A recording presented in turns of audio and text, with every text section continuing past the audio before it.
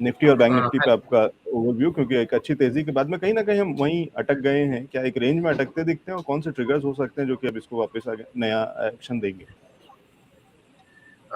जैसे कि आप जानते हैं कि हम लास्ट वीक में जो मिले थे 19,600 was a kind of probable hurdle, और वो अभी भी क्रॉस हमने किया नहीं है actually.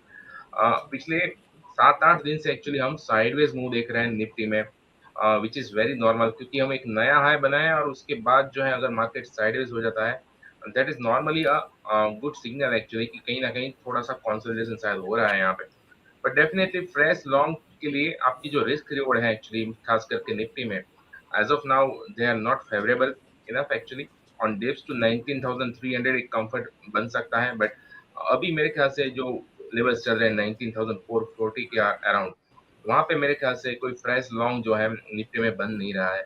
So wait for a dip, अगर कुछ इंडेक्स स्पेसिफिक ट्रेड करने हैं हमें, तो निफ्टी में हमें एक डीप की वेट करनी चाहिए। रेजिस्टेंस अभी भी 19,600 पे बना रहेगा, जो हमने लास्ट वीक भी बात की थी, क्योंकि उसके ऊपर ही एक फिर से एक जो है फ्रेश बाइंग जो है आपको दिखने लगेगा। जहाँ तक बैंक निफ्टी की बात है, एक अच्छा सपोर्ट है 44,400 300 के अराउंड।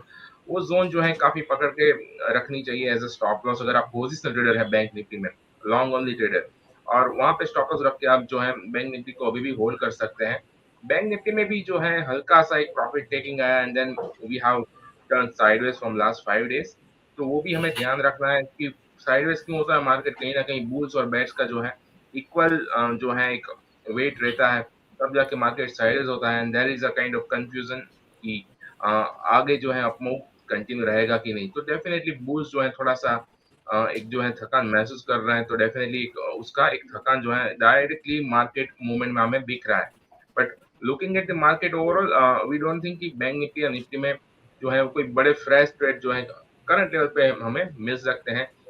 लास्ट वीक की तरह ही हम ये कहेंगे कि स्टॉक स्पेसिफिक अप्रोच रखना चाहिए अगर प्रॉफिट करना है, खास करके यहाँ पे कैश सेगमेंट में अभी भी थोड़े से काउंटर्स हैं कि जहाँ पे हम फोकस करके अच्छा प्रॉफिट कर सकते हैं। जी, तो ये है व्यू धवल जी का। एक बार कमन सर से भी समझ लेते हैं। कमन सर, क्या यहाँ पे बहुत ही स्टॉक स्पेसिफिक ही स्ट्रेटेजी बनेगी और इंडेक्स से इस समय दूर रहने की सलाह दे रहे हैं? जी एलेक्स सर, अभी जैसे धवल सर ने भी बात की कि मार्केट में निफ्टी और बैंक निफ्टी की अगर स्पेसिफिक बात करें तो दोनों ही करंटली रेंज बाउंड है पिछले कई ट्रेडिंग सेशन से। लेकिन उससे पहले हमको काफी बड़ी वन वे तेजी देखने को मिली है, जब भी मार्केट ने ऑल टाइम हाई लगाया था निफ्टी में 19,000 और बैंक निफ्टी में 44,500 के ऊपर जब भी रेंज ब्रेक की थी, उसके बाद हमको वन वे तेजी देखने को मिली थी वहाँ। करंटली अगर निफ्टी में अगर देखें तो 19,300 और 19,500 के बीच में रेंज में ये ट्रेड हो रहा है। तो ये रेंज जो भी साइड ब्रेक करे उस साइड पे वहाँ पे ट्रेड इनिशिएट करना चाहिए। अगर 19,300 ब्रेक कर देता है नीचे में तो शॉर्ट साइड आपको ट्रेड इनिशिएट करना चाहिए। इसके चांसेस अभी तो कम लग रहे हैं।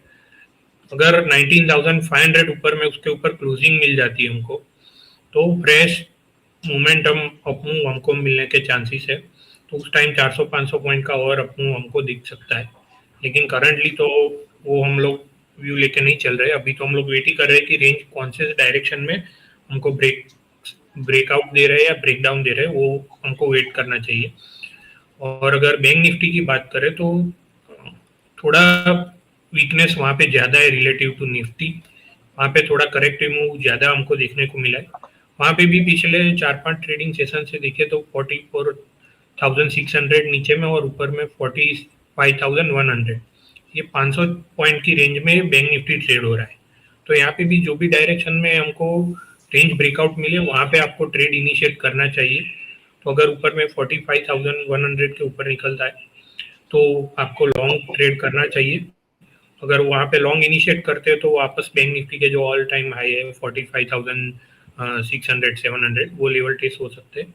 और अगर नीचे में 44,500 ब्रेक हो जाता है, 44,600 ब्रेक हो जाता है, तो वहाँ पे हमको 500 पॉइंट की और यानी 44,000 तक के लेवल नीचे में टेस्ट हो सकते हैं। तो अभी करंटली रेंज बाउंड है दोनों इंडाइसिस।